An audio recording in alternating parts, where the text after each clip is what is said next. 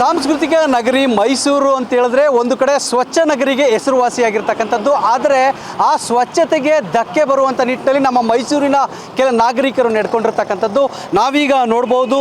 ಮೈಸೂರಿನ ಏನು ಈ ಒಂದು RMC ಹಿಂಭಾಗದಲ್ಲಿ ಚಾಮುಂಡಿ ಬೆಟ್ಟ ಮತ್ತು ಈ ಕಡೆ ಏನು ಈ ಒಂದು ಹೊಸಗುಂಡಿ ಮತ್ತು ಗುಡುಮಾದನಹಳ್ಳಿಗೆ ಹೋಗುವಂಥ ಮುಖ್ಯ ರಸ್ತೆ ಏನಿದೆ, ಈ ರಸ್ತೆಯಲ್ಲಿ ಸುಮಾರು 200-300 ಮೀಟರ್ಗಳಷ್ಟು ಕಸದ ರಾಶಿಯೇ ಇರ್ತಕ್ಕಂಥದ್ದು.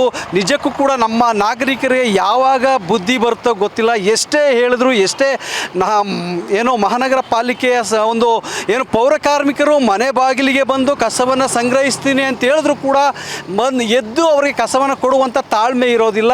ಎಲ್ಲೆಂದರಲ್ಲಿ ಬಂದು ಬೆಳಗ್ಗೆ ಅಥವಾ ರಾತ್ರಿ ಟೈಮು ತೆಗೆದು ಇಲ್ಲಿ ತಂದು, ಅಂದರೆ ಜನರು ಓಡಾಡುವಂಥ ಮುಖ್ಯ ರಸ್ತೆಗಳಲ್ಲಿ ಎಸೆದು ಹೋಗುವಂಥ ಒಂದು ಏನು ಬುದ್ಧಿಯನ್ನು ಕಲ್ತಿರ್ತಕ್ಕಂಥದ್ದು ನಿಜಕ್ಕೂ ಕೂಡ ವಿಷಾದನೀಯ ಅಂತ ಹೇಳ್ಬೋದು. ಈ ರೀತಿಯಾಗಿ ಏನು ಇಲ್ಲಿ ನೋಡ್ಬೋದು, ಮುಖ್ಯ ರಸ್ತೆಯ ಬದಿಯಲ್ಲೇ ಏನು ಮೈಸೂರಿಗೆ ಸ್ವಾಗತವನ್ನು ಕೋರುವಂಥ ಈ ಒಂದು ಪಕ್ಕದಲ್ಲೇ ಈ ಒಂದು ರಸ್ತೆ ಇಂಥ ಒಂದು ಪರಿಸ್ಥಿತಿ ಇರ್ತಕ್ಕಂಥದ್ದು ನಿಜಕ್ಕೂ ಕೂಡ ಮೈಸೂರಿನ ಒಂದು ಏನು ಸಾಂಸ್ಕೃತಿಕ ಮತ್ತು ಹೆರಿಟೇಜ್ ಸಿಟಿಗೆ ಒಂದು ಅಗೌರವವನ್ನು ಸೂಚಿಸ್ತಕ್ಕಂಥದ್ದು ನಾವು ನೋಡ್ಬೋದು. ಕಸದ ರಾಶಿ ಎಲ್ಲೆಂದರಲ್ಲಿ ಇಲ್ಲಿ ರಾರಾಜಿಸ್ತಾ ಇರ್ತಕ್ಕಂಥದ್ದು ನಾವು ನೋಡ್ಬೋದು. ಈ ರೀತಿಯಾದಂಥ ಪರಿಸ್ಥಿತಿ ಈ ಸ್ವಚ್ಛ ನಗರ ಅಂತ ಕರೆಸ್ಕೊಳ್ತಕ್ಕಂಥ ಮೈಸೂರಿನಲ್ಲೇ ಈ ರೀತಿಯಾದಂಥ ಪರಿಸ್ಥಿತಿ ಇದ್ದರೆ ಇನ್ನು ಬೇರೆ ನಗರಗಳ ಬೇರೆ ಬಡಾವಣೆಗಳ ಪರಿಸ್ಥಿತಿ ಯಾವ ರೀತಿ ಇರ್ಬೋದು? ಇದು ಮೈಸೂರು ನಂಜನಗೂಡು ಊಟಿಗೆ ಹೋಗ್ತಕ್ಕಂಥ ಮುಖ್ಯ ರಸ್ತೆಯ ಮಗ್ಗುಲಲ್ಲೇ ಇರ್ತಕ್ಕಂಥದ್ದು.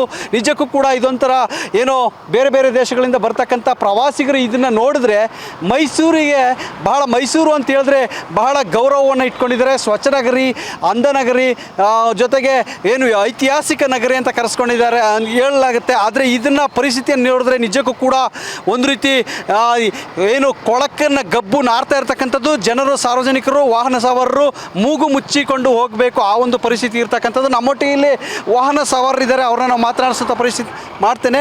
ಸರ್, ಹೇಗೆ ಓಡಾಡ್ತೀರಾ ಸರ್ ಈ ರಸ್ತೆ? ಇಲ್ಲಿ ಮಳೆ ಬಿದ್ದರೆ ನೀರು ತುಂಬ್ಕೋತದೆ, ಆಮೇಲೆ ಕಸ ಹಾಕೊಡಾಯ್ತು. ನಾವು ಬಟ್ಟೆ ಹಾಪಡದವರು ಡೈಲಿ ಓಡಾಡ್ತೀವಿ ಇಲ್ಲಿ. ನೋಡಿ ಯಾವ ರೀತಿ ಪರಿಸ್ಥಿತಿ. ಹೌದು ಸರ್, ಹೇಳಿ ಸಾಕಾಯ್ತು. ಏನಂತಾರೆ, ನಿನ್ನ ಕೆಲಸ ನಿನ್ಕೊಂಡು ಹೋಗ ಅಂತಾರೆ. ಅಲ್ಲ, ಈ ಪಾಲಿಕೆಯವರು ಬರ್ತಾರೆ, ಮನೆ ಮುಂದೆ ಕಸ ಕೊಡಲ್ಲ, ಇಲ್ಲಿ ಬಂದು ಹೌದು ಎಸ್ಬಿಟ್ಟೈತಾರೆ ಸರ್. ಯಾರು ಕೇಳಲ್ಲ ಇಲ್ಲಿ, ಯಾರು ಬರಲ್ಲ. ಏನು ಹೇಳ್ಬೇಕು ಇಂಥ ಜನಗಳಿಗೆ ಅಂದ್ರೆ ಈ ಹೋಟ್ಲವ್ರು ಇದ್ರಲ್ಲ, ಅವರು ಎಲ್ಲ ತಂದೆಯಿಂದ ಬಿಸಾಕ್ಬಿಟ್ಟೈತಾರೆ. RMC ಅವ್ರ ಮೇಲೆ ಬಿಡಲ್ಲ, ಈ ಕಡೆ ಅವರೇ ಜಾಸ್ತಿ. ಹೋಟ್ಲವರು ಹೌದು ಸರ್, ತಂದೆ. ಆಮೇಲೆ ಬದನೆಕಾಯಿ ಕೊಳ್ತೋಗಿರೋದೆಲ್ಲ ತಂದು ಬಿಸಾಕ್ಬಿಟ್ಟೋಯ್ತಾರೆ. ಅದು ಸ್ಮೆಲ್ಲು ಜಾಸ್ತಿ ಆಗುತ್ತೆ ಸರ್. ಯಾವಾಗ ಬುದ್ಧಿ ಕಲಿಯೋದು ನಮ್ಮ ಜನ? ಅದೇ ಹೇಳ್ಬೇಕು ಸರ್, ಹೇಳಿದ್ರೆ ಕೇಳೋದೇ ಇಲ್ಲ ಅವರು.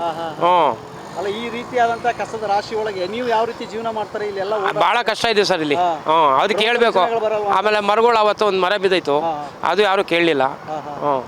ಏನು ಹೇಳ್ತೀರಿ ಈಗ ಇದಕ್ಕೆ? ಇಂಥ ಪರಿಸ್ಥಿತಿ ಇದಕ್ಕೆ ಹೇಳ್ಬೇಕು ಸರ್ ನೀವುಗಳೇ. ಅಲ್ಲ, ನಮ್ಮ ಮೈಸೂರು ಸ್ವಚ್ಛ ನಗರ ಅಂತಾರೆ. ಸ್ವಚ್ಛ ನಗರ ಅಂತ ಇಲ್ಲಿ ಸ್ವಚ್ಛವಾಗಿದೆ, ಬಂದು ಗಲೀಜು ಮಾಡ್ಬಿಟ್ಟು ಹೋಯ್ತಾರೆ. ಎಲ್ಲೆಲ್ಲ ಬಂದು ಸೇರ್ಕೊಂಡಿರೋರು ಮಾಡ್ತಾರೆ ಕೆಲಸ. ಇದು ಇಲ್ಲಿ ಹುಟ್ಟಿ ಬೆಳೆದವ್ರು ಯಾರು ಮಾಡ್ತಾ ಇಲ್ಲ. ಇದಿಷ್ಟು ಇಲ್ಲಿನ ಏನು ವಾಹನ ಸವಾರರ ಮಾತಾಗಿರ್ತಕ್ಕಂಥದ್ದು. ಎಷ್ಟೇ ಹೇಳಿದ್ರು ಕೂಡ ಜನರು, ಸಾಮಾನ್ಯರು ಕೇಳ್ತಾ ಇಲ್ಲ. ಜನರು ತಮ್ಮ ಸ್ವಯಂ ಪ್ರೇರಣೆಯಿಂದ ಬುದ್ಧಿಯನ್ನು ಕಲಿಬೇಕು. ಈ ರೀತಿಯಾಗಿ ಏನು ಒಂದು ರಸ್ತೆಯಲ್ಲೇ ಏನು ಕಸವನ್ನು ಬೀಸಾಕ್ತಕ್ಕಂಥದ್ದನ್ನು ಬಿಡಬೇಕು ಅಂತಕ್ಕಂಥದ್ದನ್ನು ಹೇಳ್ತಾ ಇರ್ತಕ್ಕಂಥದ್ದು. ಕ್ಯಾಮ್ರಾ ಪರ್ಸನ್ ಅಭಿಷೇಕ್ ಜೊತೆ ರಾಜೇಶ್, ರಾಜೇಂದ್ರ ಮಟ್ಟಿ, ವಿ ಮೈಸೂರು.